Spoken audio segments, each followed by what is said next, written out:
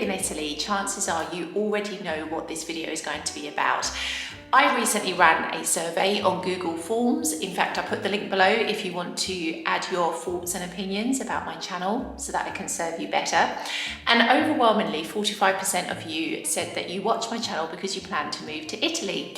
And coupled in with that, a large percentage of you mentioned what I'm about to talk about today as one of your main concerns for moving to Italy. So what is the one thing that will make you leave Italy if you don't do it right? It is quite simply bureaucracy. Now, I say this in jest in part because bureaucracy is notorious in Italy. It is extremely antiquated, really complicated, and just something that nobody wants to deal with, not even Italians. So in this video, I'm going to share with you 7 actionable tips that can help to make your bureaucratic journey that little bit easier, whether you are dealing with residency, healthcare, or some other bureaucratic hurdle. These tips can help to give you the best start possible to make your experience that bit smoother. Tip number 1 is to get a PEC email address. Now, if you don't know what a PEC email address is, it is essentially a form of registered email service. So it's like back in the UK, if you needed to send an important document, you would go to the post office and pay a little bit extra to send the letter by registered or recorded post so that you have proof of delivery. This essentially is the email equivalent of that service, and most government offices actually require you to have a PEC email. If you try to email the majority of government offices using a Gmail account, for example, it will bounce back and won't deliver. So it's really important that you get this, not just for the ability to email in the first place, but also for your proof of delivery. Because trust me, if you have any problems or complications later on, you will need to have this proof of delivery to show that you actually sent the email in the first place.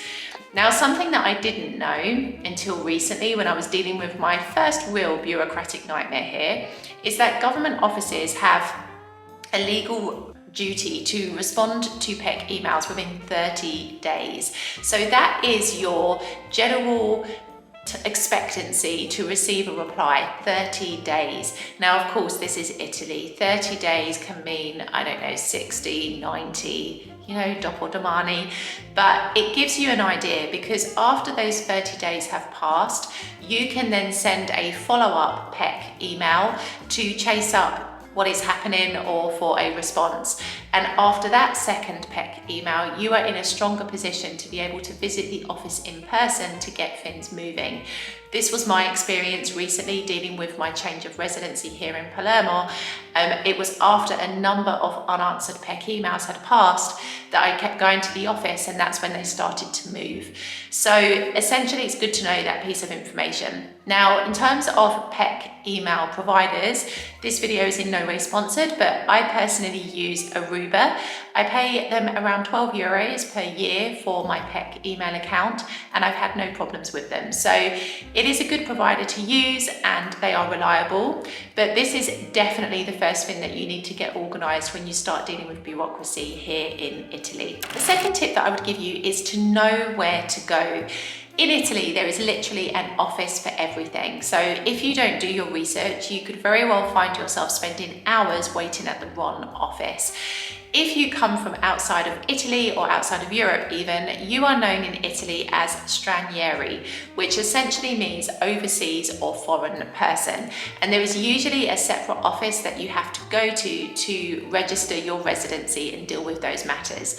So it's really important that you do your homework and understand where that office is. You can find out by visiting the website of your local comune. And of course, if you don't speak Italian, you can auto translate the website using your website browser, but it is essential that you understand exactly where you have to go. Especially here in Palermo, the residency office for stranieri, for overseas or foreign people, is always packed full of people. And when I was dealing with my delay recently with my residency, I would regularly turn up at this office at 7:30 in the morning and be like number 64 on the list. So really find out where you have to go. Don't waste time at the wrong office. Tip number 3, photocopy all of your documents. This is something that isn't often talked about but is essential because government offices will not photocopy anything for you. So make sure you take both originals and photocopies before any in-person appointments that you have. It just saves you the stress of being in that immediate panic where you're like, oh my God, I have to get this photocopied, where do I go? Do it beforehand. Even if it is not requested, do it, because I promise you it will make your visit so much smoother for having done so. Okay, tip number 4, if you are lucky enough to gain an in-person appointment, make sure that you take a translator with you if your Italian isn't very good. It is really, really important that you understand the bureaucracy here in Italy. It is incredibly complicated and you don't want to make any mistakes, particularly if you are a stranieri and you come from outside of Italy. This could have like really serious ramifications. So make sure that you have somebody with you who can translate not only the requirements of the government office, but also your needs to the people who work there. Because chances are you will come across people at these government offices who do not speak English. So please don't assume that you can get by and that you'll be okay. Make sure you have somebody with you who can translate or at least help you in part to understand the process. I promise you, you will not regret this. Okay, tip number 5. Please remember that your experience will vary depending on what region in Italy that you live. I used to live in Salerno for 4 years and my bureaucracy was a dream in Salerno. I didn't really have any problems at all, and that was both pre and post Brexit. However, as you all know, I moved to Palermo last summer and it has taken me 6 months to have my change of residency confirmed, a process that should only take a maximum of 40 days. It is incredible because without residency in the region that you live, you are unable to access any medical or healthcare services, and essentially it can impact your overall stay in this country. So please understand that from region to region, it is like dealing with 2 different countries. Your experience will be very, very different. Now, a lot of regions will deal with a lot of bureaucracy matters online, especially to do with residency, using what is known as the ANPR system. This is a bit hit and miss. This is exactly how Palermo currently deal with residency. And in part, that is what has led to this 6-month delay. But it's good to know how your region deals with bureaucracy and to prepare yourself for this. Some regions you may be able to book appointments online. Others may require you to turn up in person at the office and wait your turn. It really does depend where in Italy you move to. Unfortunately, there isn't a uniform service across the whole country. It's just the luck of the draw as to where you decide to live as to the service you will receive. Number 6, probably my most important tip of all, be patient. Bureaucracy in Italy requires bucket loads of patience.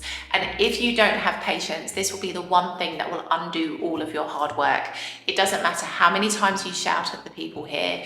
It doesn't matter how many peck emails you might send. It doesn't matter how stressed you might get. It doesn't change the fact that you have to find patience. This is Italy. For those 6 months that I didn't have my residency confirmed and I was still like showing as living back in Salerno was extremely stressful for me because I'm very meticulous with my documents.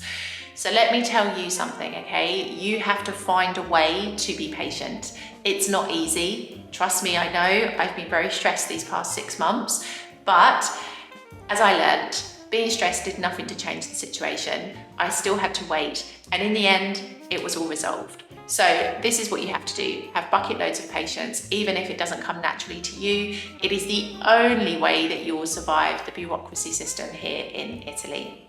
Tip number 7, which I think makes me feel a little bit Italian when I say it, is to make connections. Italy, as I've said in pretty much all of my videos, is a country that thrives on connection. It is not what you know, but who you know that counts.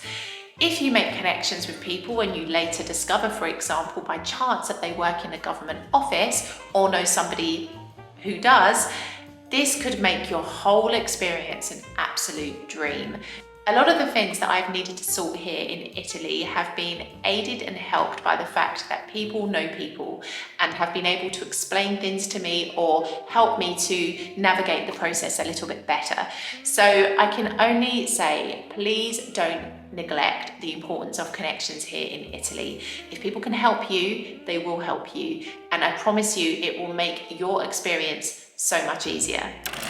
So if bureaucracy hasn't put you off from moving to Italy, I think you'll enjoy this video right here. This is the advice that I would give you if you were thinking of moving to Italy this year, and I think it can help you a lot because, you know, it's a big decision and you've got to make sure that you make the right choice. So I will see you in the next video. Ciao for now.